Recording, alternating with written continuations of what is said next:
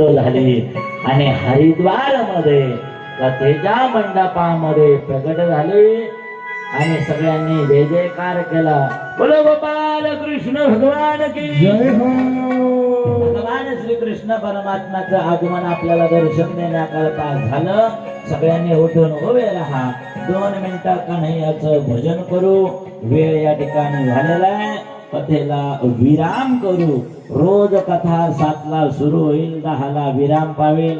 कारण आम्हाला दुपारची ही मिरकनगर परिसोड्याला कथा चालू आहे. त्याच्यामुळे वेळेत सुरुवात रोज होईल, वेळेत समाप्त होईल. श्री कृष्ण गोविंद हरे मुरारे हे नाथ नारायण वासुदेव. कृष्ण गोविंद